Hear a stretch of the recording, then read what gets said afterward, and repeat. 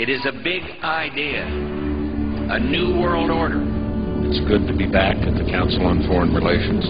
Last February, Obama pledged that he would resume the Security and Prosperity Partnership talks. In Pakistan, meanwhile, the first apparent U.S. missile strike since Barack Obama became commander-in-chief. We've got to give them a stake in creating the kind of world order that I think all of us would like to see. It is a global depression, and one world currency. The bailout bubble, which is bigger than the dot-com bubble, bigger than the real estate bubble. The bailout bubble is $12.8 trillion. But what the government's going to do is it's going to turn this into an inflationary depression.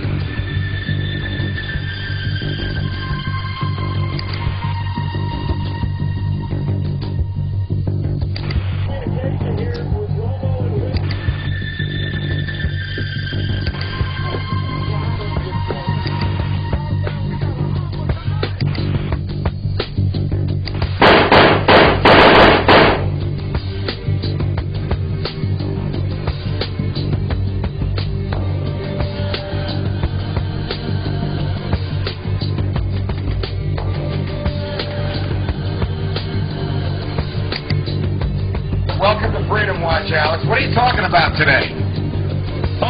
Just how hundreds of mainstream news articles a week are saying there is a new world order, a global government. It will be run by the very banks that are collapsing society by design, and we will pay carbon taxes to them. Here is Time Magazine headline, New World Order, and they say a new bank of the world will rule the United States. Here is the Financial Times of London, and now for a world government is the headline. They're openly announcing that the banks will rule the planet and will pay our carbon taxes. My first question is, several months after Obama stepped in as President of the United States, you make a documentary calling him a deceiver. Why? He said he wouldn't hire lobbyists. All he's done is hire high-powered lobbyists at every level of government. And he's handed the country over to the oligarchs, the international bankers, to loot the nation, according to Bloomberg Financial, of $9.7 trillion. He has lied about leaving Iraq. He said he would take the troops out immediately. Now he says 16 to 23 months, and he's going to keep them there. He's increased the troops by 30,000, doubling them in Afghanistan. He's bombing Pakistan. The fact is, and I might get booed for this, the fact is that on the ground, Obama is continuing some of the most belligerent, violent, and some would say unconstitutional policies of the Bush administration. Bagram is his Guantanamo. They're spending $60 million to expand the Bagram being in Afghanistan, the air base. They're holding people without charge in contravention of international law. Bombings in Pakistan with these drones are indiscriminately killing civilians. Civilians are dying in Afghanistan on a regular basis, and the guy's using 250,000 contractors in Iraq and Afghanistan right now. It sounds to me a lot like Bush. Yeah. So we will incarcerate people preventively. Preventive incarceration. Indefinite detention without trial. That's what this is. That's what President Obama proposed today, if you strip away the euphemisms. One civil liberties advocate told the New York Times today, quote, "We've known this was on the horizon for many years, but we were able to hold it off with George Bush. The idea that we might find ourselves fighting with the Obama administration over these powers is really stunning." And it is stunning, particularly to hear President Obama claim the power to keep people in prison indefinitely with no charges against them, no conviction, no sentence, just imprisonment.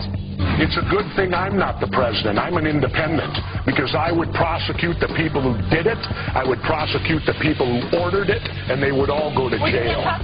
My government's never lied to me, have they? Let's see, where should we start? The Gulf of Tonkin incident? Now that took us into war in Vietnam. They've now admitted it was a lie. So 58,000 of my generation were killed based upon a lie. But that doesn't count, does it? What does that have to do with 9/11? That shows that we will lie to go to war. We've been doing it for years. We will continue to do it. The Gulf of Tonkin incident, did you believe that? Well, you probably weren't alive then. America went to war against Iraq based on a lie. We were told in 2002 Iraq had weapons of mass destruction. The previous administration even pursued torture to try to extract false confessions to try to justify the war. It's time to tell the truth. The truth is we should not have prosecuted a war against the Iraqi people. The truth is the Democratic Senate could have stopped the Iraq war in 2002. The truth is we Democrats were given control of Congress in 2006 to end the war. Get out of Iraq. Get out of Afghanistan. Come home, America. Come home. Federal Reserve is no more federal than Federal Express. But yet it has the power to determine the direction of use of money in our economy. If we could take that power back and put the Federal Reserve under Treasury, we start to be in a position of being able to control monetary policy on behalf of the United States people. They're creating another bubble, the bailout bubble, which is bigger than the dot-com bubble, bigger than the real estate bubble. The bailout bubble is $12.8 trillion in the pipeline. The government is now being involved in businesses. It's a whole different game. There's nothing to inflate. So we're going to see the tax riots. We predicted them. So what's happening is the Federal Reserve, and by the way, the Federal Reserve is no more federal than Federal Express. It's a private company. What they're doing is these are the people that caused the problem are now being asked to fix it. It's an illusion. We should not be increasing government spending. Government should be cutting its spending. If we can cut spending enough, then maybe we can cut taxes. But if we just cut taxes and the government keeps spending, the real cost of government isn't what it taxes, but what it spends. And if it doesn't take it from us honestly through taxes, it's going to do it dishonestly by creating inflation. And that is exactly what they're doing. And we're going to pay for this, not in the future, but right now. We had a phony economy based on borrowing money, spending borrowed money. We need to base our economy on saving money, on producing things. And so the credit crunch, this is not the problem. Credit needs to be allocated away from consumers. We need to stop borrowing money and buying stuff and concentrate on saving our money so we can make stuff. And maybe that's going to mean a rather severe recession.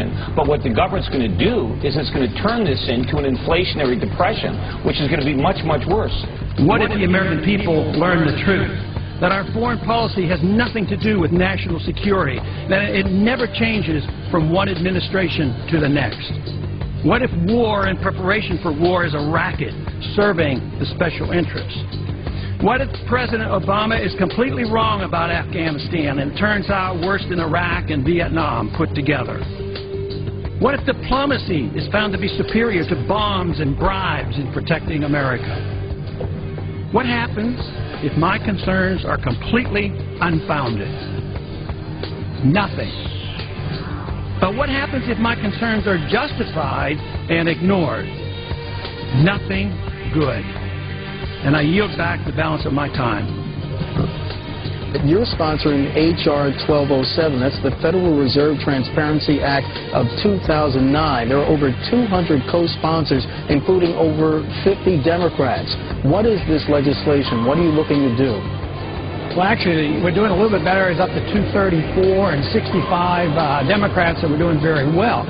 What it does, it means that we can audit the Fed and find out all the promises they've made, all the guarantees, and how they've been involved in other central banks and other governments and international financial institutions. So we would find out what's going on. And even Obama talks, he used the word more transparency. But they're doing exactly the opposite. I don't believe they'll give us real transparency. At the same time, they're giving the agency of government, pseudo-agency, and the Federal Reserve more power. And they're the culprit.